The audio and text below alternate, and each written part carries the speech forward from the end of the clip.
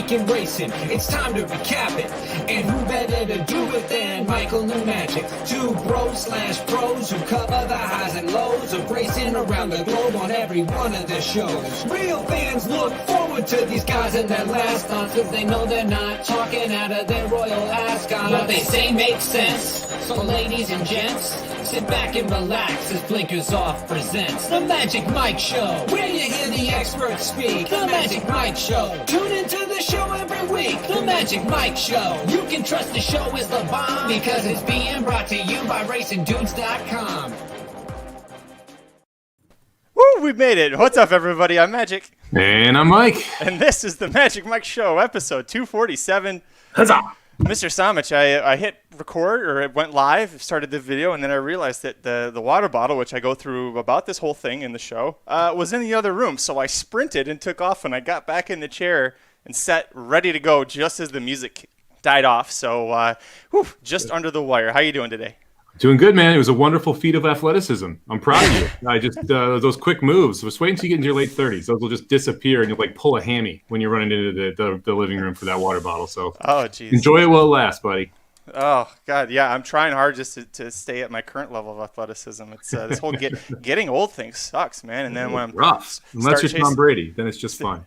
Oh Jesus, yeah, no kidding. How lucky would it be to how terrible to be Tom Brady? And I've never. You hear about the guy doing the like his crazy diet, which is partially why he's able to be still an elite Super Bowl winning quarterback in his 40s.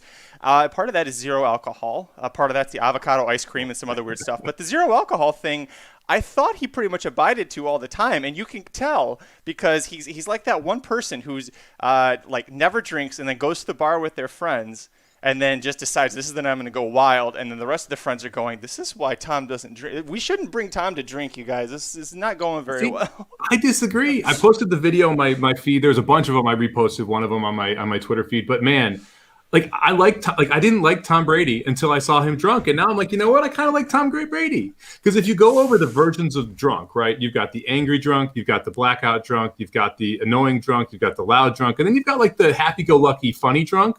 Tom Brady is clearly the happy-go-lucky funny drunk, and that's the drunk I want to be around. And like, I love the fact that he did throw the Lombardi from one boat to the other, although part of me really wishes it ended up in the bay. Because first off, at least one person jumps in after it. Secondly, that thing sinks quick. So it would have been real funny to see if someone could actually get to it, pull it up. How fast would they have scuba crews in there? How many people would try and go get it? I can just imagine the absolute shit show that would have happened had that trophy ended up in the bay. So I love that Tom Brady put everyone in that spot, but it's good to see that he's a happy drunk. Like I like the happy drunks of the world. So I'm glad that that's where he falls. Kind of reminds me of some of the famous mishaps with the Stanley Cup, where let's see, my favorite thing ever is that it fell into someone's pool upside down, and the suction from the cup on top of the trophy kept it, like it literally was stuck. You could not, they had to drain the entire pool. Of course, being an NHL, I forget who it was, but being an NHL player, I'm sure he had a shit ton of money. This was not a small pool or a quick pool to try and douse out. You only get the Stanley Cup for a day and a half. Imagine your day and a half, your 36 hours with the cup is spent on the phone with someone from Yelp trying to find them. You got to come out. I know it's Sunday night, but you got to come out here and drain this pool because this thing's got to get out of here and go to Nova Scotia tomorrow. So Jesus. Man, that trophy has to be cleaned so often, though. You hear about like the babies taking baths and like the ice cream floats and the people drinking out of it. Like I can't imagine how much just stuff has been in the top of that Stanley Cup over the years. Well, is the Tom Brady to celebrate? Because we don't know what we're talking about. It's the Super Bowl celebration. They did it in the bay on boats at Tampa, which I thought was a really nice COVID way of handling things. Is that the best thing you saw, or do you have another one for us? No, I've got another one for you. So I'm a big podcast fan, and so I every now and then get like recommendations from friends. They'll shoot me something. Someone turned me on to Ryan Russillo's podcast. Just the end of it. It's called essentially it's an advice section, right, where he gives the life advice. So. Mm-hmm. One of our buddies, and this is a random story. One of our buddies back in California when we were like 24, 25 years old, used to every now and then go into work high. And he would say, no one can tell, right? And the first time that we go to a party of his at his office, the first question we get asked is so-and-so high every day? Like that, so everyone clearly could know. Anyway, one of my buddies, like Ryan Russillo in the life advice section, had this whole section about someone going into work high and this whole thing, and someone mentioned that they always knew. So one of my buddies sent it to me. Anyway, I started listening back to just the end of it, because you can see by the timestamp where life advice starts. There's some hilarious emails from people like 20 to 40 years old, which is right in that demographic of like where I am now in the later stages of it, and like the idiot stuff we did when I was younger. And there are just some hilarious emails that people send in about, like, one of them where a guy buys his friend a beer when he turns 21. He wants to buy his first beer, but they hate the beer. So then his friend wants to get paid back for the beer because he hated it. And the guy's like, what do I do, man? This is like so frugal. And like, anyway, the whole section is wildly hilarious. It's like 10 minutes a show. I've never listened to the actual podcast, but the life advice section at the end of the podcast, 2 thumbs up, man. It was pretty awesome. I always liked Ryan Russillo when he was on ESPN Radio. Back when I used to love Colin Cowherd, listening to him all the time. I didn't always agree with him. I know he's a very polarizing figure. But I used to listen to him all the time. And Ryan, when Colin was still at ESPN and Ryan was still there, Ryan would fill in for him sometimes. Ryan got started as SVP's more or less assistant or kind of background guy, right? Well, they had the Russillo and SVP show. Then they got that one. Like, yeah. That one was supposed to be really good. I've never listened to Russillo, and now I'm kind of interested in listening to him just because this section is really funny. It's his producer too, whoever it is, chimes in at wonderful times. But it's strong. Yeah, he's good voice. I like his opinions. Again, I always agree with him, but I like the way I like these guys. I like hearing how they think. It's they tend to be next level stuff. Ryan Russillo is pretty good about that. Best thing that I saw is this morning, Dr. Miranda joined the Rocket Hour for the first time, and she brought the heat. Aaron and I were trying to, because she was very nervous. You wouldn't know this if you see her previews now, but when she first started doing the Dr. Miranda previews for the site, she was always pretty nervous. So her confidence has grown. She's a little nervous being live because I can't edit it out if there's a mistake, and being on for an hour. But she held her own. She brought the heat. She was nice and snarky, and it brought the attitude with Ricky, which tends to be when Ricky's got someone with attitude, he tends to play off of that really well. Yeah. Aaron just sat in the background laughing and watching and listening to the whole thing for the whole hour. So I think he had a good time too. But it was just fun to see these newer voices that we're bringing on. Ricky, is not terribly new, and neither is Dr. Miranda, but they are newer to the team. And so seeing them grow and interact with each other and how they were doing and bouncing off each other, the comfort level that they have doing that with on air live was pretty great. So I thought that was fun. You can check that out. I think Gulfstream's pretty much done with now, so it's not worth it to check out now. But tomorrow, the Rocket Hour will be back on. She won't be there, but whoever I don't know if it'll be you, it'll be Aaron. But Ricky always does a really great job with that stuff, and the big fan interaction. So if you're playing the tracks that day, you can send him your questions, and he'll answer it live. The whole show is really great. You've been on. I was on less successfully, but it's a lot of fun. So it's just fun seeing everybody kind of come together and build up a really great product here at the Racing Dudes team. Yeah, those are fun little hours. They're fun shows. I mean, it's definitely a new style to Racing Dudes, which I really like, having that kind of day of handicapping show. It's something I'm excited about. I know I've talked to Aaron a little bit about possibly trying to do those for Saratoga or Del Mar when that rolls around in August, and seeing how we can get more content going with different day of handicapping stuff, because people clearly love that. I mean, if we could go through this every day, we totally would, and just got to figure out a way to try and make it more accessible to the people. So I'm excited to see how well it's going for Ricky, and how we can kind of continue to make that push at Racing Dudes.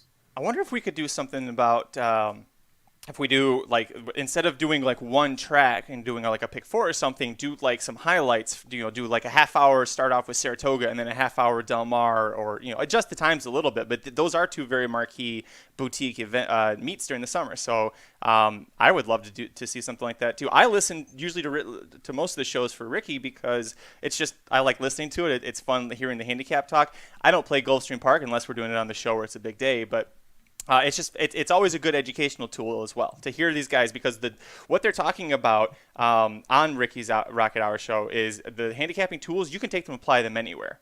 There might be human-specific things certain times, but you can take all these tools to any track and be successful. So it's always worth checking out. Feldemus Frenchman came through. Florent True doing pretty good. Was it Drew or was it Leperoux? No, Leperoux just got training burn home. At 12 to 1 morning, 9 to 2 off. Got home in the ninth.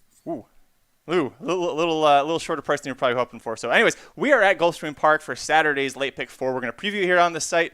On the show, Mike and I have a very differing opinions in pretty much every leg. So we're not going to fight. Our marriage counselor has been very good at helping us not fight and just express our opinions honestly without malice. So we're going to try and do our best with that, Mike. Let's get into it. Right is up. All right, let me share the screen quick. I'm making sure this is right. I think mandatory is Saturday too. Ooh. Oh, that's right. Because doesn't Florida have a rule that you have to the mandatory payout has to be once every certain number of weeks or something? I don't know, but I think it's this one. Mandatory. It's Saturday or Now you got Sunday. me looking. It's Saturday or Sunday they're doing mandatory. I don't remember which. If anyone in the chat knows if it's Saturday or Sunday, let us know. I think it's Saturday. I think this is the sequence. Well, Churn and Burn got the win. That's what I see on Gulfstream's website, but that's the only thing. Is it like is it the pick 6 that's the mandatory payout? Is that what you were thinking? Yeah. The pick 6 is mandatory. Mandatory Saturday. Yep, this is a sequence. Sweet. Yep. Awesome. Cool. Well, let me get the. Oh, it is already. I forgot that I already shared the screen. All right, you ready to go? Cool. All right, we'll go 3. Whoops, I'm not ready yet. Never mind. Let me get my PPs. Sorry, guys. All right, now we can go. Come on. Don't do this to me. There we go. All right, 3, 2. All right, kicking things off for the late pick 4 sequence at Gulfstream Park on Saturday, February 13th, race 9 on the card. You got a field of 10 fillies and mares 4 and up, plus 4 main track only entries. Mike, I checked the weather. Seems like we're going to be good to go. So all the MTOs, scratch them out of your programs for right now. They're going a mile on the turf course. This is open 16K claimers.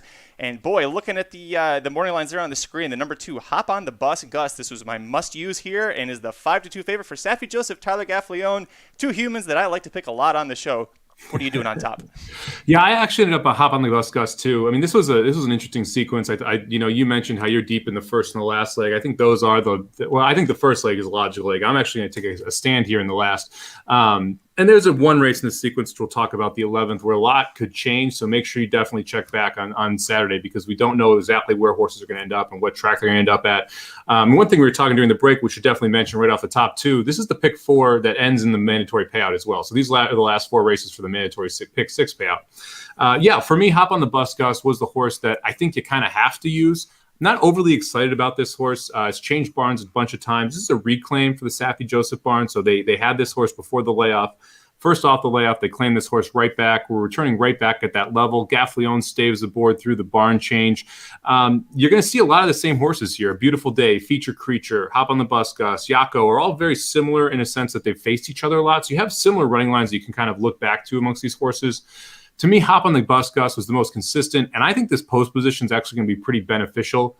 Not a ton of speed signed up for this race. And because of that, I think that being in that inside group of the speeder, inside group is going to have these horses a little bit more forwardly placed, give a better chance to get a good run. So I went Hop on the Bus, Gus, on top, but I ended up 5 deep here. How deep did you go, Magic? I went 4 deep, and with a field that's going to have, maybe 10 or 8 horses in it, we only agree on 2 of them. Wow. Okay, well, I'll just start firing them off then. So Joss Sayin was my second pick, the 4-horse, 10-1 morning line. Miguel Vasquez aboard. This horse is just coming out of better races, and that's why this horse made the ticket for me. If you go back to from a buyer perspective, the horse's numbers fit. Last time at this level, ran a good second over this course during the championships meet. That was March 2020. The last 3 races have all been against significantly better. Queen's Embrace is a very, very good horse. That horse has won 2 of the last 3, faced Bentonville Street, faced Sugar Fix, Get Rewarded. All of those horses would be favorites in this race. I like the fact that we're taking a sneaky drop here, where we're going back to that $16,000 claiming level after being in the $16,000 allowance level, and before that, the $16,000 and $20,000 state bred. So I like the drop in class for Joss Sayin. I also like the fact that there is some tactical speed with this horse. You don't see a ton of it, but multiple times this horse has been within 3 or 4 lengths of the lead, and I think that's going to be an important in a race that has a little bit less pace to run into. Did you use the 4 or did you leave him off? I did 4. I was torn between the 4 and the 7, and I went with the 7 aerodynamic, but I was really torn. I kept going back and forth between the 2 of them. Yeah, the 7 was actually the last off my ticket, so that's interesting that was the one that ended up on your ticket.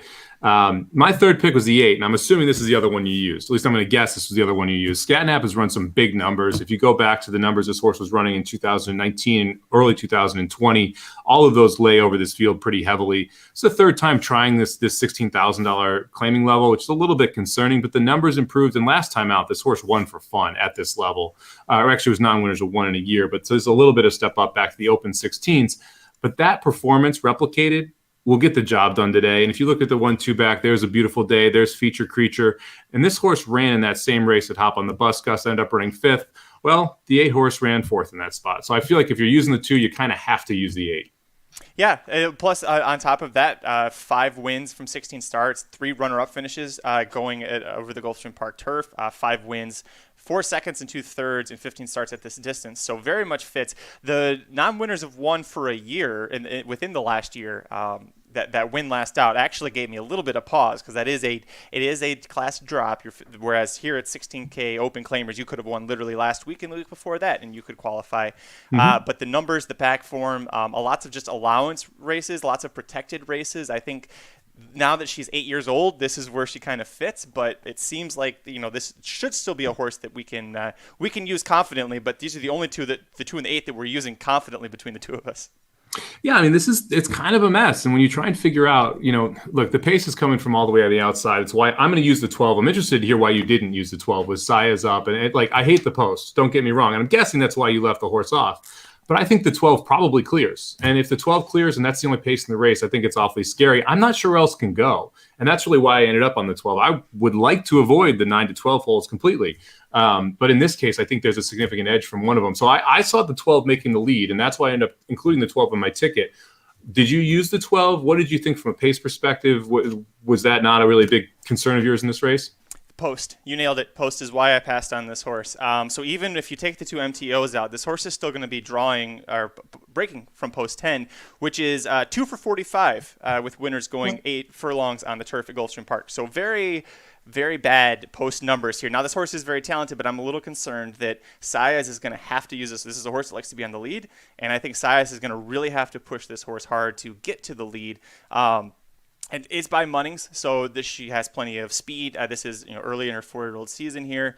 If you look at what happened 2 starts back, this is why I'm concerned. She drew the far outside post 10, going a mile at Tampa. Allowance level, but it was Tampa, so a little bit better than the 16K claimer, but not a whole lot. And what happens? Well, she got used pretty hard, sat outside, took the lead, and then faded. And I am just very concerned that similar setup is going to happen here. Now, Saez being aboard, the fact that the 2 starts before that, Saez was aboard and she won both of them, it's pretty good. Kent Sweezy, 20% with positive ROI and claiming. It just, honestly, Mike, it was the post. I think that she's just going to have to get used too hard and not have enough left. Yeah, no, I understand where you're coming from there. The race 3 back was really what I pointed to. The 1-2 back, she was 17-1. And so that gave me more of an excuse there where based on that, without even looking at the full chart, that tells me that horse wasn't supposed to win and that she was a little bit over her head there. 7-2 morning line today kind of makes her fit or seem like she'll fit a little bit better in this spot. And I do think this is the speed of the speed in a paceless race.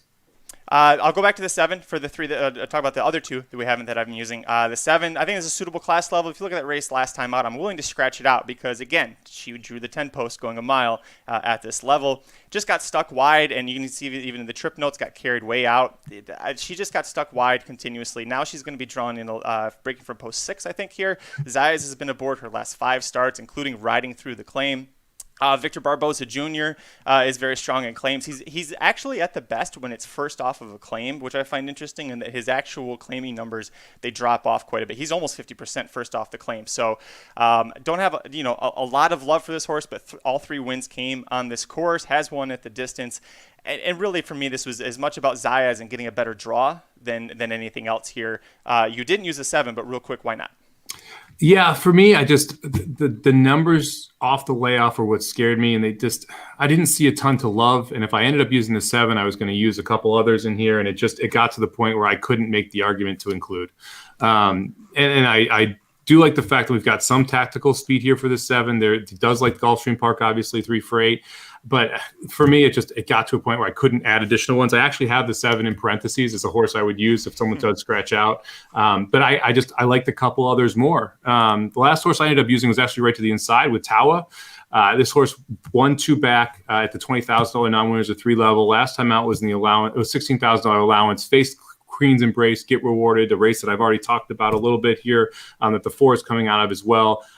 I like the tactical speed for this horse. I talked about how this is a paceless race. I think the 6 is the one that sits the trip here. I think you're going to see the 6 sitting right behind the 12, or even maybe inside of the 12 if the 12 doesn't break well.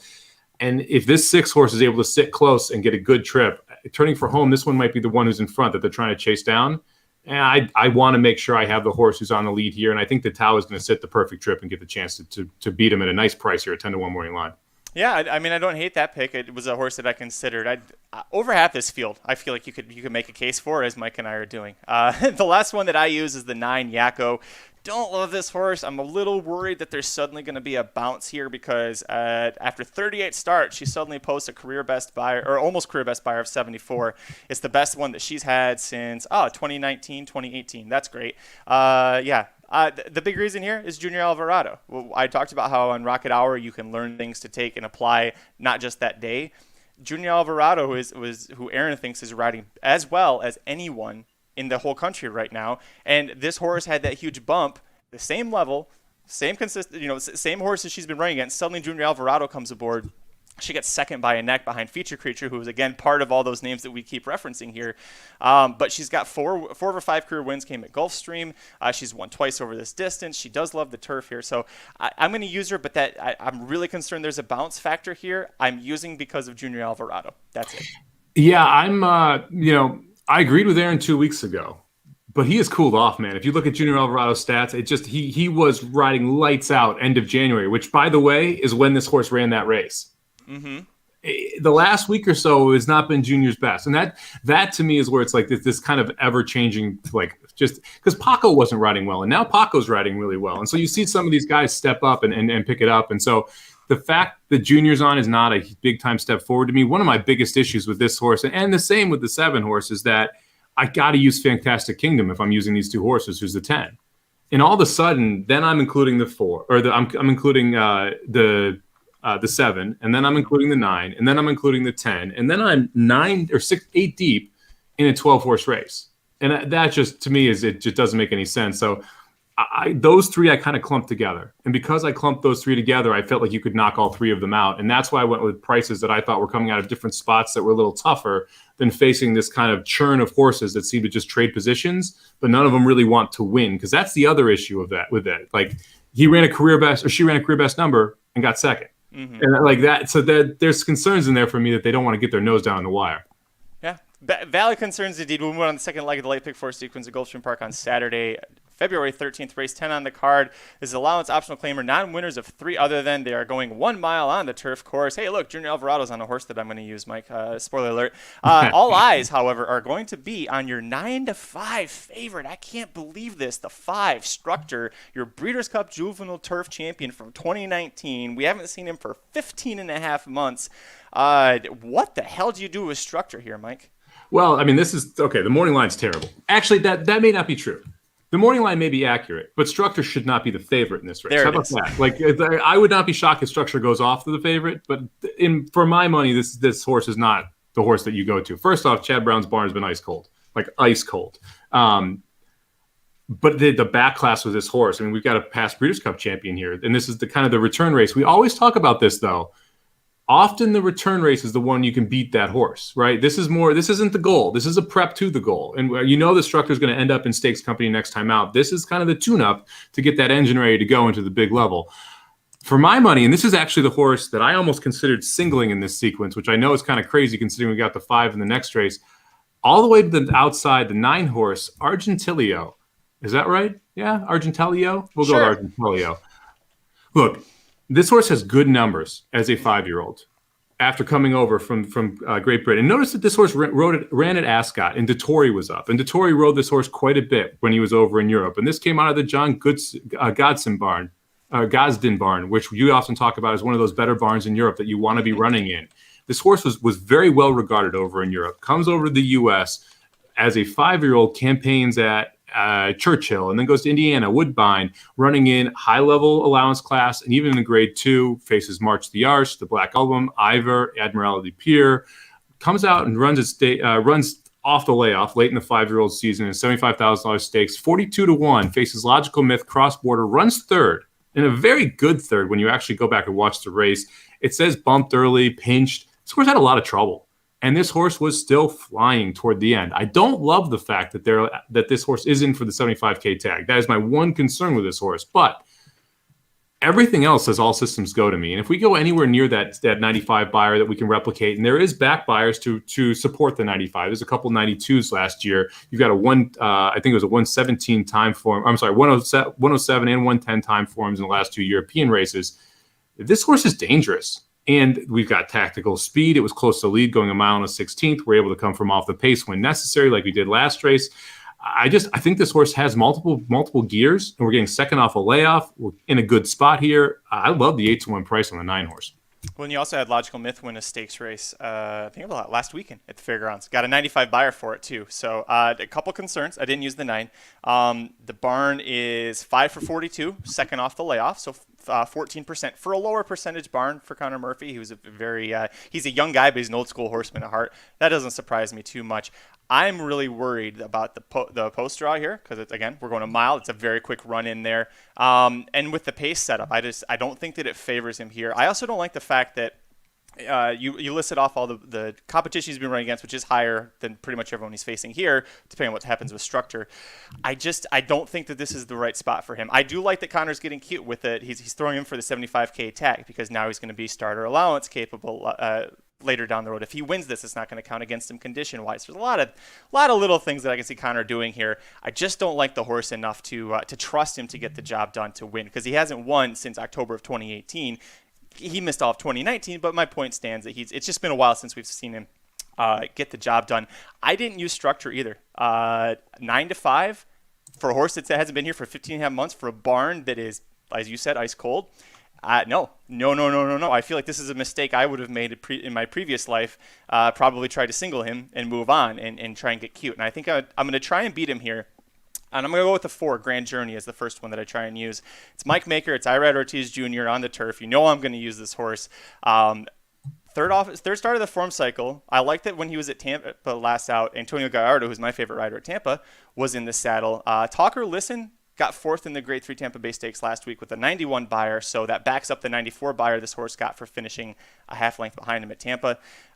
For me, this is just I'm feeling that Maker is going to have an older gelding primed in the third start of his form cycle in a turf race with Irad in the saddle. It was as simple as that for me. Yeah, I mean, I looked long and hard at the 4, and I know you're using the 1 based on your little tease at the start of this. I looked long and hard at the 1. I just couldn't get to either of them, to be honest with you. I think they're just a cut below a couple of these. And like, this is a very competitive, solid turf race. So I'm excited to see how this thing plays out.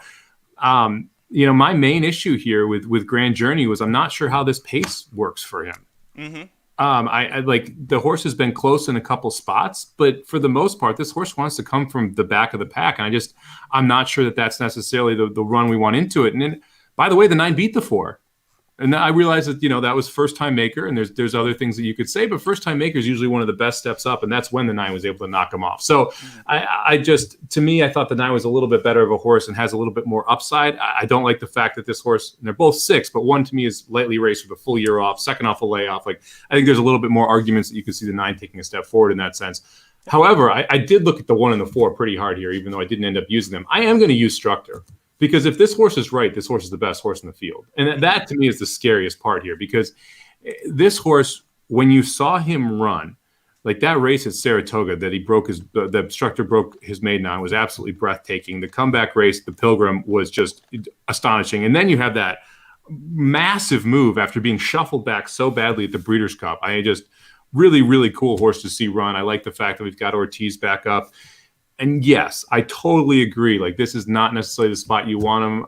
I don't want to get beat by Structure in this sequence. And I want to make sure I get through this leg. And I think that you almost have to use Structure or you single here. And I wasn't ready to single. Yeah, I'm with you. I tried to, because for the same reason you just said, I don't want Structure to beat me. But I feel like the deciding factor for me was 9-5. Whether or not he ends up going off as the favorite, it's just too low for me to try and take with so many question marks. It's also first time versus Older horses, this is his first time, literally his first time versus multiple winners. I mean, you think about the Breeders' Cup juvenile races, you've got horses that have won once, maybe they've won twice, and they go there. Here, he's facing horses of 4, 5, 6, 7 times winners. So it's a little bit of a different scenario here. Let's talk about the rail horse real quick. Penalty. I think that this horse, he's actually gonna be a lot closer to the pace. And when I first handicapped this, I went, I need to have a pace horse because it's a mile on the turf at Gulfstream. And I didn't really love any of the speed horses that I saw. And then I kept looking at penalty, and I was like, look, if you look at his back races, if you go back to 2019 at Saratoga when Alvarado rode him twice, he kept him a little closer to the pace. 2 back at Churchill Downs, he's a little closer. But his last 2 starts, he's had a lot of issues either out of the gate or getting bumped or getting hit. It hasn't been his jam. And so if he can get, with this inside draw, can get out of the gate cleanly, I think Alvarado's going to keep him close to the pace because it's a really short run to that first turn. And I think that with his great back class, now that he's at 6, he's been freshened for Bill Mott. I think he's got a strong chance. Mott, off of that kind of a layoff, isn't that strong. He's only 10%, but Alvarado and Mott right now 9 for 32 at the meet so far. So I'm hoping that he's still a little lukewarm and not completely ice cold at this point, Junior Alvarado. But I'm willing to take a shot with him. Yeah, I mean, I love me some penalty. I had this horse when it was 29-1 at Gulfstream. What was that? On the 22nd of last February. So I will always have a special place in my heart for penalty because that was a monster pick 4 we hit. But man, the 7-2 price against this field, I think is just tough. Like, I think that's a worse price instructor at 9-5, to be honest with you, because I think enough has to go right for penalty to have a chance at winning. The horse I looked at that I'm going back and forth still as a 6-horse Flying Scotsman at 15-1. I think that is the best price play in here. You've got the 3 horses going to want to go toward the lead, but man, we talk about Sisterson quite a bit on this show and how it's a solid horseman. Well, he thought enough of this horse to send it out, first off, a long layoff in the grade 3 tropical turf. This is second off the layoff, a more reasonable spot. Ran a good 88. It's ran an 88 buyer in that race, which is pretty solid. If we could take a step forward here, Flying Scotsman fits. And this is the second start of a 5-year-old for English Channel. And English Channel horses tend to get better as they get older. I mean, I could see the 5 or the 6-horse Flying Scotsman here making some noise. That would be one I would sneak on my ticket, depending on what happens in the next race, which we'll talk a little bit about the flux that is the next race. I want to just go back real quick. Did we talk about your other horse, the 7, Ever Dangerous? I don't think we did. We didn't. No, I did use Ever Dangerous. Look, I agreed with you. I wanted some type of pace here. And I feel like the 7 horse is going to be either on or very close to the lead. I think the 3 probably makes the lead. I think the 7 sits right behind. Weaver's been having a pretty good meet here. He's 13%, but his runners have been going well. Reaver and Zayas are 43%. They're 4 for 7 at the meet. So I feel like this horse is one of those that gets placed well at the start of this. The horse likes Gulfstream Park, 1 for 2. If you look at the loss, though, it was a $75,000 English Channel loss to Gufo, Proven Strategy, Summer to Remember. There's no shame in losing to those horses. It's a really lightly raced 4-year-old for Kitten's Joy, who I think is just getting better and better. I would expect a career best effort off the bench here. And if this horse does take a step forward, it's right in the same numbers that you would see the 9-horse, the 1-horse penalty, or even the 5-horse Structor. So I think the 7 fits from a numbers perspective and might even get the jump on some of those horses. So I ended up going 3 deep here with a 5, 7, and 9. But the 6 to me is really intriguing. I think 6 is intriguing because of the Jack Sisterson factor. I think that's a big part, and also second off the layoff. If this was first off the layoff, I don't know if I'd be that excited, but it's a good angle there for Jack Sisterson. Ever Dangerous. This I'm gonna disparage him one last time. This would be if this horse beats me here, I can't stop playing against him, but or I have to stop playing against him at that point. First of all, he's 9-2 on the morning line. He hasn't been close to 9-2 in his off odds once.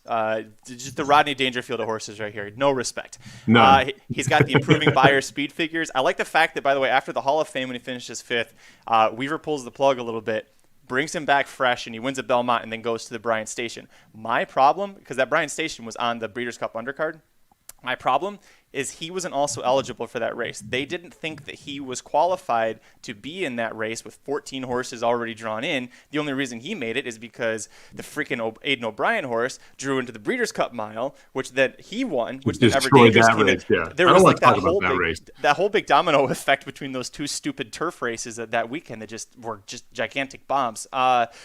So with that, I mean, yeah, he beat some good horses. 2 came back to win their next starts. I'm going to sit on this one. I'm going to sit on it, and if it bites me in the ass, we'll be here on Monday, and I'll just go, God damn it, I'm an idiot. Yeah, this is one of those where, like, normally I would not play a horse that was 74-1 last time out, but that 74-1 is a unique scenario because, like you said, it was an also eligible drawing into a massive field against horses that were much more qualified than this horse, right? It was seemingly above the horse's head. That's why it was 74-1, but it was able to run pretty big. I think that this horse is this, and we're talking about Ever Dangerous here. I think Ever Dangerous is, if running back to that or a little better than that, which I think is completely possible, beats this field, which is significantly worse than that field that he just beat. I mean, Fancy Liquor ran second there. Fancy Liquor would be favored in this race. I mean, so Bye Bye Melvin would be favored in this race. And so you have horses out of that race who I think would be favored here, and he was able to beat them. I don't love, like, the thing is that you're going to get a bad price on the 7 no matter where he runs back. Mm-hmm. But this spot fits really well from a logical perspective. And so it's one of those where I'm almost, and this is weird to say, I'm almost disregarding some of the prices on these horses because A, I think that we're going to end up very different than what the morning line is of the off odds. And B, this is a leg where I want to make sure I get through to the next one. I personally have a 20-1 on top in the last leg.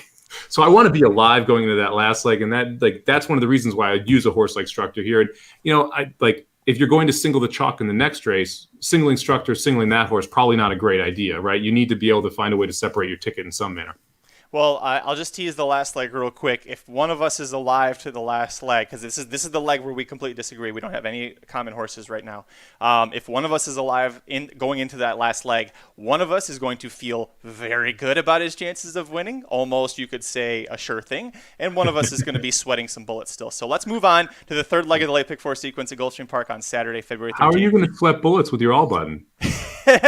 Race 11, the Gulfstream Park Sprint Stakes Grade 3, 6 furlongs on the dirt. There's a field of 7, but the inside 3 horses, Mike, they're all cross-centered at Tampa on Saturday. I honestly don't know who the hell's running there or what's going on. But listen, I can tell you that the 6-5 favorite, the 5, Mischievous Alex, is going to run in this race. At least he's not cross-centered anywhere else. He's also my single. I am single to him. I think that if he brings anything close to that race with his first start off the bench for Saffie, first start from the Saffie barn, if he brings anything close to that here, they're all running for second. So that's my single, and I know you used him as well. Yeah, I have Mischievous Alex on top. I agree with you if this horse is able to run back to that last effort. And I do think it's an if, because it was the first time that horse had ever put a number up like that. However, it was the first time Saffie, so there's a argument as to why that number is unique and new and not an outlier of the norm. So I do think that the 5-horse Mischievous Alex sets up well here. Didn't get the best trip ever in that race either. When you go back and watch it, he like that. There's some legit trouble. It says boxed in. Like they were trying to play against that horse because they knew Mischievous Alex was probably the best horse in that $62,000 optional. Taking a little bit of step up here. Like let's be honest, this is a little bit better than he faced. But the problem is the inside 3 to me are the other logical 3. So I'm personally going to use the inside horse 1 Edgemont Road and the 3 Admiral Lynch too if they're both in here. Edgemont Road, I think, is the speed of the speed here. I like this horse at 6 furlongs. I think that last one was a nice tune-up. However, I'm not sure we're going to see this horse because it won at Tampa last time. So I wouldn't be shocked if that horse stays at Tampa, right? The 3 horse, I like Admiral Lynch because last time out against Mischievous Alex, he also didn't have the best trip in the world and ends up finishing 3rd. And why is Barbosa entering 2? Right. So, for me, it's like, okay, how do we figure out how this is going to go? So this is the race where, depending on how this race turns out from a scratch perspective, will really change how my ticket ends up. Because right now I'm 1-3-5. If the 1 and the 3 don't go, I'll end up as 2-5. If the 1, 2, and 3 all don't go, I'm singling the 5. Right. So it's really going to be interesting to see how the scratches play out, who runs at Tampa and who runs here, because that's going to change the ticket construction and how I'm trying to move forward here. Because look, if we do end up scratching out of just the 5, I'll be all in the last race. And then I'm going to single the 5 here and go 2 deep in the final leg. So make sure you do check back on Twitter, Samabom18, for the final ticket, because depending on who scratches in or out here, I think it's going to change your ticket construction and how you try and separate yourself. Look at that, Victor Barbosa. I misquoted. He was a lot higher than 35%. He's only 35% first off the claim. Must be a little harder to get things by the old judges at Florida these days. Listen, more on Mischievous Alex, second at age 4. Second was Saffie. Saffie said he wasn't even fully cranked for that race. They wanted to get a race into him to see where he stood from a fitness perspective, and he won like that. Yodel EA, who got claimed out of that race, ended up winning his next start by 3 lengths for Brittany Russell. And this is also Mischievous Alex, the plan for Saffie Joseph. is to target the Carter. And I'm looking at this form, and I'm looking at how he's come back this year so far. I'm like, I'm getting some Vekoma vibes here from this horse. So if the plan is to go to the Carter at Aqueduct in a couple of months after this race, I think this is the proper stepping spot for him. And again, if he brings anything close to that effort from last time out, whether or not who shows up here, I think he's going to be winning it. Yeah, I mean, if the 3's in this race, I have concerns. And that to me is the number one thing. If the 3 shows up here, I have legit concerns. Why in the world is Barbosa going to show up in this spot? And you got the Saffie Joseph horse in there when they ran against each other last time out. Like, so I'm going to be interested to see kind of how this thing, how who scratches in, who scratches out, who ends up at Tampa. The one thing I do want to mention about Chivalry too, the 2 horse, which I think is kind of important here. Mm-hmm. We often talk about horses getting back to what they're good at. Chivalry is one of those horses that is kind of getting back to what it's good at. I do think is dangerous in this spot. The last race at a mile, the Hooper faced Performer, Eye of a Jedi. We talked about that race. That was on the undercard for Pegasus Day. We've talked about both those horses. Look, this horse wants to be sprinting. It wants to be going 6 furlongs. It does not want to be going that mile distance. You look at the distance, 2 for 5, twice more in the money, so 4 for 5 in the money. I'm excited to see what this horse can do as a sprinter versus what this horse wants to do in stretching out. And I think specifically, don't even do the 1 mile, 1-turn miles. I think that's too far for him. I think with his speed, someone like Jaramillo, if he's going to end up riding him here, needs to be able to just unleash that speed and just go balls. I'm with you. I think he's an interesting horse. I just think because he won at Tampa 2 back and he lost at Gulfstream last out, that the Pelican Stakes is what he's entered in. That field is a hell of a lot easier. There's no mischievous Alex in that race. So I think that's the better spot. But yeah, it'd be great to know which barn these horses were in right now, because that would tell us, that would answer everything. Are they in Tampa Bay or are they in Hollandale Beach right now? Because if we knew that, it'd be a lot easier to know who's going to be in and out of these races. Let's move on to the 4th and final leg, the late pick 4 sequence, the get out of home, going home with a very strong, confident feeling if I'm alive here, because Mike said I'm all. You got a field of 12 horses plus 3 also eligibles. They're all 3-year-old maidens going a mile on the turf course. I just realized, Mike, 3 out of these 4 races that we're covering are turf races at Gulfstream Park, so you're welcome. Yeah, I appreciate it. For me here, I did go with the all button. I have notes on every single horse, so I will turn it over to you because I know you actually just went too deep. And the 3 horse was my top pick in this race. So if you'd like to talk about the 3 Floriform, 5-2 favorite, go ahead. Sure, yeah. I mean, this is my second pick. Look, I don't see how you don't use this horse. The horse showed speed at Gulfstream Park, going a mile and 16th last time out. This is the first time the horse touched turf, and the horse took a big-time step forward, running an 83 Beyer. First as a 3-year-old, and first with Lasix. I think that is a big point here. I think this horse needed Lasix, and this was a nice step up for this horse. Ran second, Win From Within, won the race. Look, Win From Within is a very good horse. We've talked about that horse before on this show as well. So I do think that the 3 is ultra dangerous in this spot. I don't like, one of the reasons I'm confident in only going too deep is because I do believe the 3 has such a good chance at being able to win this race. So the horse I have on top, though, and this is interesting because we've talked about these guys already, is the 2 horse right to the inside. What say thee? Look, Jack Sisterson's very good trainer. 8% first time out, but 14% first time out going over a mile. Yeah, I know it's only 1 for 7, but it still means that he's capable of being able to do it. Very hard to do. Very hard to do. It's not something that people do really well. But do you know why I actually like this horse? Look, Sisterson's not a workout machine type horse. You don't see great works from his horse generally. Usually it's a slower paced works. The works 3 and 4 back are absolute monster works. I'm sorry, 4 and 5 back. Even the work 3 back isn't bad though. But going 5 furlongs and 59 and 2, 3 of 15 over the turf. The work before that, 47 and 2 around the dogs, first of 49. This horse is going to show speed from that 2 post. And we get your boy Junior Alvarado aboard, who's going to have a day apparently. Do not let me down, Junior. Yeah, right? I mean, we're hyping this guy like nothing.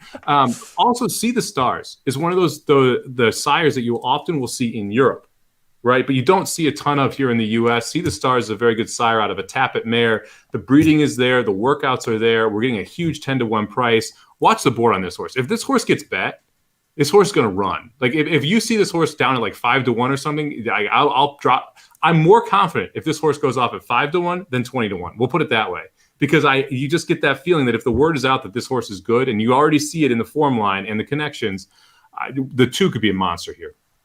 I'm with you. This was my third pick, my third choice in this race. And See the Stars. You don't usually see stallions overseas standing for $177,000 listed price. I mean, you see an American stallion. I think Curlin's 175. So See the Stars is 177. I'm not saying he's the next Galileo yet, but he's kind of on that trajectory. So watch out for him, especially because I did deep dives on all the pedigrees of these horses. A little bit of time to kill this morning while I was listening to the Rocket Hour. The Dam is 0 for 2 on turf. The older siblings, 7 starts. The best they could do, 1 second. That's the only time any of the siblings hit the board on turf. But none of them were by See the Stars. And I think that's a big clue that this horse is going to be able to handle the turf here. By the way, Floriform, the 3-horse Mike, you and I both picked him on Magic Mike Show episode 234 when he lost by a half length to Win From Within, which was a horse that I was playing against because he drew the outside post. So I'm really hoping that a month later, we're not here on Monday doing the same thing. I'm like, God, well, I should have used that 12-horse, the Omnia that Mike used. And so I'm really hoping that doesn't happen to us. So you went too deep. I hit the all button. The only other horse that I really want to talk of that I thought was a must-use for me was the 7 Performing Arts. This horse comes from one of my favorite families in racing. Divine Actress is the dam of Grade 1 winner Oscar Performance, multiple Grade 3 winner Oscar nominated, also award winner who we drafted stupidly in our fantasy league one time. I know it was our first year, so I'm going to give us a pass on that. Gets a nice 72 buyer for the debut, going a mile over this turf, which you just talked about with the 2-horse Mike, is not an easy thing to do. Now it's his second start. Brian Lynch keeps him at a mile. Alexander Valley, that he finished third behind, was second in that race, is a very talented horse. I expect to break his maiden very, very soon. Jose Ortiz is going to keep riding for Brian Lynch, who I really love when it comes to the turf. I just think this horse has got all of the pedigree necessary to step forward, and the fact that we're coming back at a mile after debuting at a mile is a big sign to me. You only went too deep, and I'm sure you didn't use a lot of horses here because of cost, but what about the 7 kept you from using? So 7 was in the deep tickets for me. So I actually liked the 7. I thought that the horse ran well last time. I think you could make a really good argument this horse is going to take a step up next time, or this race. So I wouldn't be shocked if the 7's able to run a pretty big race. Didn't love the lack of speed. I didn't love the workouts after the race, though. That kind of led me to believe this horse is going to be closing again. Lynch also 5%, 1 for 21, second time start. Don't love that number either. Not good. No, so sometimes you got that logical step forward, but when a 20% trainer is 5% second time out, that scares me a little bit. That maybe second time out isn't his bag. So that kind of kept me from pushing the 7 into a higher realm. The 12 Bracken, I think, is a horse you got to talk about here. Faced Prime Factor in his first start, got blown out by 8 lengths, but ran a good second behind it. Then comes back, runs a mile, shows speed, and then kind of fades back after dueling and faces Simnovich, who's a pretty good horse. Note that Dr. Duke ran third in that race against Prime Factor and Bracken. I'll say why that's important in a second here.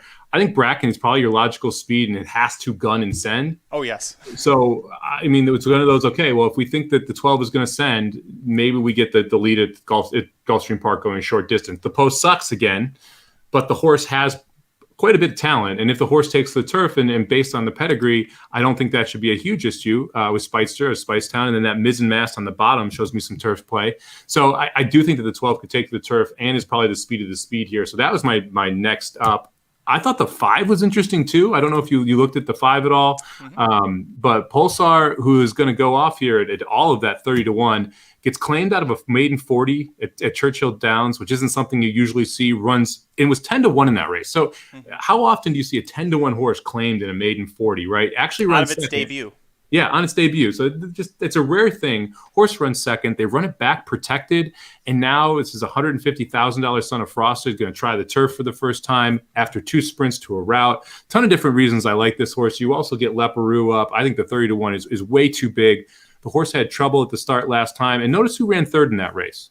Dr. Duke, who then won back next time out. And that's why I mentioned Dr. Duke before. It's a common thread between the 12 and the 5. I think 30-1 is way too big of a price in the 5. My concerns with both the 5 and the 12 is actually not going to be the post for the 12, it's the pedigree.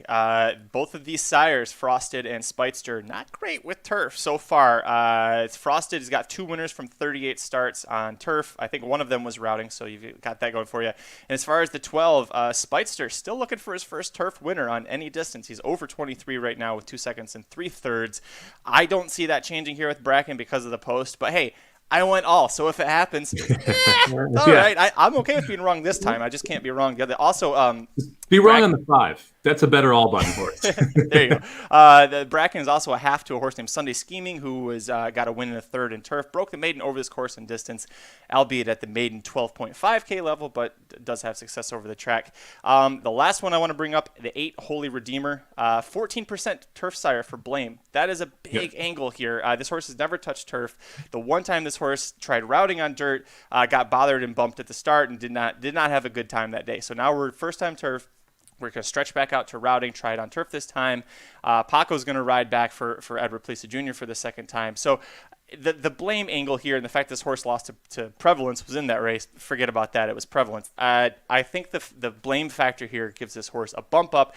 I don't know how strongly you feel about it, Mike, but I at least thought that was an angle I wanted to bring up for the fans. Yeah, I love me some Blame on any surface, really. But actually, I hate Blame the horse because of what happened with Tiziana with it. But I love Blame as a sire on any surface. And the fact that this horse was favored in that Prevalence race, I think is something you should stress too. I mean, the horse went off the favorite against a very deep field with like a $1-point-something million Pletcher horse. It was the second brother to Justify. Like everybody was in that race. And so Prevalence ended up obviously just airing the field. But this horse was the favorite in that race, which is interesting because like Edward Plesa against that level of caliber 3-year-olds, and this was like, Godolphin here and everything. It's just surprising that horse was the favorite. Now, I don't love the fact that we ran back on the dirt and now we're going to the turf. That was one of my bigger concerns here is that, like, I think that they thought this horse was a dirt horse. I'm worried that they're just trying things now.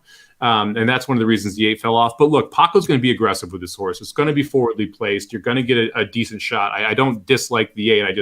I kind of lean to other places. I also don't think there's any chance this horse goes off at 10-1. I mean, I wouldn't be shocked if this is your second choice because of the last race, how heavily it got bet. Everyone's going to see Prevalence and bet this horse back. So I'd be interested to see what the actual off odds on the 8 are. All right, that's going to do it for this episode of the Magic Mike Show. Thank you so much for joining us. If you're watching live or the replay on Twitter, YouTube, Facebook, we really appreciate you. Give us a like, a thumbs up, hit the subscribe button if you're not already. If you look below, you got our tickets right there at the bottom of the screen. I will start off. I'm going to go 2-7-8-9 with 1-4. Singling the 5 and Thor hammering the all button. That's a $48 ticket. Somehow with a single, Mike, I'm still more expensive than you, so go ahead. I'm going to go 2-4-6-8-12 with 5-7-9 with 1-3-5 with 2-3 for 50 cents. It'll cost you $45. And subject to change on these tickets is what I would definitely say. That third race, specifically who's in and out, will make a big difference in how I construct my ticket. I was just going to bring that up with this race with this sequence because one of the races 3 horses are cross-entered. Things are going to change. Either way, I'm going to stick with my single there. It's going to look a lot less ballsy if 3 horses scratch into 4-horse field. So I would frankly like to keep 5. Yeah. So I'd like to keep that in there, but not an option here. Real quick, I want to get back to Pocket Headies. Brought up a question. So when we covered Santa Anita, which was that last week or 2? Was that just last week? God. Yep. Oh God, it feels like time flies, buddy. So there was the 2-horse, and now I'm blanking on this completely. Won the stakes race that was in the sequence there that on the show Mike and I didn't have on our tickets. After scratches, I added it and then posted it on Twitter, but it happened Saturday. But again, this goes back to why Mike keeps saying this show. Make sure you're following us on Twitter because our final tickets are going to go there after scratches. We would love it if no changes happen and this is what it is because, frankly, we don't have to go back and do this work over again. It's a big reason we didn't go to Fairgrounds this weekend. It's a big reason we didn't go to Gulfstream Park last weekend. So just something to keep in mind here to make sure you follow us on Twitter. So I'm glad that you asked that question because I did get that question come up, and it was because there were scratches in the last leg specifically that opened it up, and I was more confident that what I had in that last leg was going to be fine and added into the leg there. Now, it didn't matter because I was out by that point, but that is why the 2 ended up making my ticket in that spot. So I'm glad you asked. Yeah, that's like you mentioned at Fairgrounds. We wanted to do Fairgrounds for this late pick 4, but man, the weather is supposed to be terrible. I know that Feldy mentioned that St. Hood, who was in front of Pulsar, is running at Fairgrounds. I'm not sure he gets a chance to run on the turf. Man, it was like Oakland's already off Oakland is already off for the weekend. Today, I think was the only day that they're going to run. Maybe tomorrow as well. Nope, just today. Wait, and then tomorrow's Friday. I don't know. Yeah, I know they're not running on Saturday or Sunday. And then the Fairgrounds, the weather just does not look great. And so I would be surprised if you see very many turf races at Fairgrounds this weekend. And so that's the reason we ended up here at Gulfstream because we had more of an idea of who was going to run. And we want to make sure we give as accurate of opinions as possible when we're talking on here. And so a lot of times when the weather takes a fact or comes into factor, it's tough to give out picks and then have everything change because we're off the turf or half the field is out for the stretches. Speaking of Fairgrounds, we have the Risen Stars Inside Track Wagering Guide available for sale over at racenews.com. Aaron busted his ass, like I mentioned on Monday, that he busted his ass to get this guide done that night. It was very late Monday night. I sent it back to him and Jared, and then as the week went on, we found out certain horses aren't coming, so Keep Me in Mind isn't going. Charlie's Penny was injured. Found that out right at the same time. Moonlight Doro, which, by the way, what a gut punch. I was on cloud nine because we had a Kentucky Oaks horse, and now she's hurt. Luckily, it's a small injury. She'll be back hopefully later in the summer. But the Inside Track Wagering Guide for the Risen Star Stakes is on here. There's 10 pages to this damn thing. There's a shit ton of talk in here about horses, but every single race, I think there's 12, that are on the card at Fairgrounds or is it 13? But you got the Risen Star Stakes, which is a Kentucky Derby prep, the Rachel Alexandra Stakes, which is a Kentucky Oaks prep. By the way, Dr. Miranda's video is on the website with the preview for the Rachel Alexandra, so go check that out. Mike, we have 2 horses in the Risen Star Stakes. We have Midnight Bird, now we do. who we claimed after he won the Lecomte, which I'm still surprised we didn't have a shake for that because I think he looks pretty strong here. And then we also picked up I pushed very hard. I'll admit it. I'm not going to make you deal with this. I pushed very hard to get a Dallas Stewart horse named Starrin' in My Dreams, who drew the rail and it has Brian Hernandez Jr. riding. I don't think that horse wins the Risen Star. I think he has a very good shot to finish second, third, maybe not second, third or fourth, fifth, and use this as a springboard to the Louisiana Derby. But I do think that our boy Midnight Bourbon has a strong shot. Are we going to be talking on Monday about how we're finally back into the fantasy league again?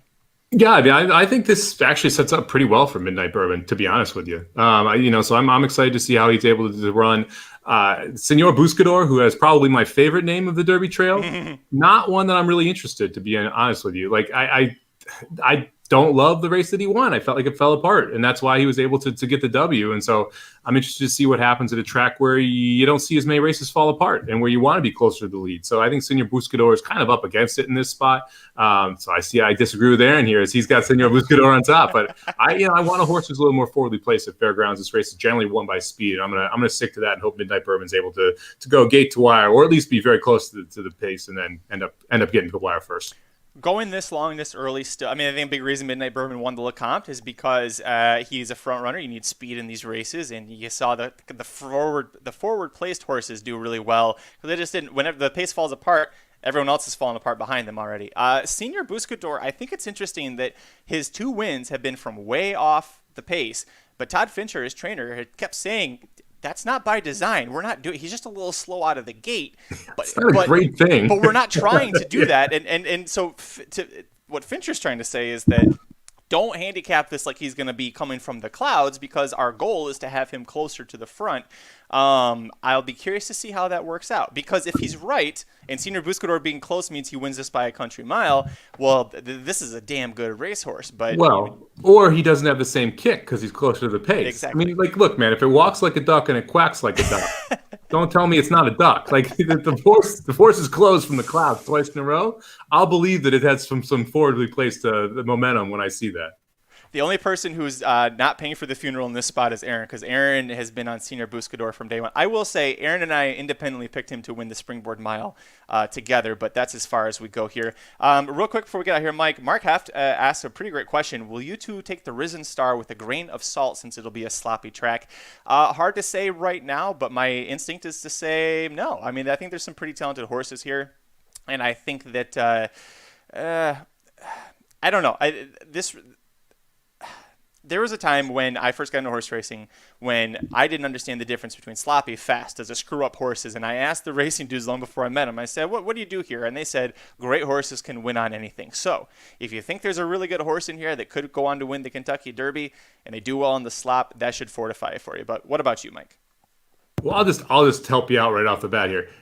If you think there's a really good horse in here who might go on to win the Kentucky Derby, you're wrong. I guess that's do you take it with a grain of salt? This whole race is a grain of salt, right? Like, I'm not Good answer. This is the horses that are fighting to hit the board, like the third and fourth spot at best in the Derby. To me, I just don't see anyone who's a world beater in this spot, right? I think that, and I'm a little biased. I'll totally admit I don't give the Louisiana Derby circuit as much credit as maybe some people do, but I'm looking for horses that are coming from Florida, that are coming from Kentucky, that are coming from California. To me, those are the best prep races, and this is where you send your horses if they're not quite good enough to run in those. Well, especially now because the purses for some tracks are so high. Oakland Park they almost have $100,000 maiden special weights now, and you can do that, or you can run for 40 at Fairgrounds. Like, what the hell option do you want? Which one sounds better here? Mark, I was just going to bring this up. The Fairgrounds Oaks circuit. This is where you find your Kentucky Oaks winner is at the Fairgrounds. But as far as, especially now that Moonlight Doro's out, but as far as the Derby goes, I'm trying to think who the best horse to cut. Patch did okay. That he didn't win anything. I mean, War of Will was great. That was the one that comes to mind where he probably would have, like, if he didn't get hip checked in the Derby, I think he would have either won or run second. War of Will is the one, but that year was kind of funky. Like, that was a weird year. Outside of just the DQ in the Derby, I mean, the fact that we had a $16,000 maiden claimer win the Derby or cross the line first tells you how interesting that full Derby season was, Yeah, very true. Well, hey, we appreciate everybody who's been joining us and for giving us a thumbs up, subscription. We really appreciate you guys. All the questions you've had today were great. Hopefully we were able to give you some insight if you're going to be playing Gulfstream Park this weekend. Let us know. Once again, make sure you follow us on Twitter. I am at Curtis Kellerwood. He is at SummerBomb18, number 1, number 8. Corporate Overlords at Racing_Dudes. Blinkers Off will be on later today. They'll be covering everything Fairgrounds related, I'm sure, so make sure you tune in for that. Aaron and Jerry are going to have some hot takes for the Derby and the Oaks Trail. Mr. Samich, any parting words before we take off? No, should be a fun weekend, man. We got. I'm excited. Jared is in the NHC tournament on Friday, so he's all jacked up. I've got first last tomorrow, so I'm excited. Or on Saturday, so I'm excited about that. It'll be interesting to see what happens at Fairgrounds. Sama Bombs are going to be at Gulfstream Park all 3 days. Definitely on Saturday for the mandatory. We may add Fairgrounds as well, depending on how the weather shapes up. I don't want to play it unless I think the field sizes and the weather's going to be good. But Gulfstream Park mandatory payout on Saturday should be a big one. Good luck to everybody who's playing this weekend. We'll see you guys back here on Monday, 2:30 Pacific, 5:30 Eastern. Until then, I'm Magic. And I'm Mike. Good luck. The Magic Mike Show, where you hear the experts speak. The Magic Mike Show. Tune into the show every week. The Magic Mike Show. You can trust the show is the bomb because it's being brought to you by RacingDudes.com.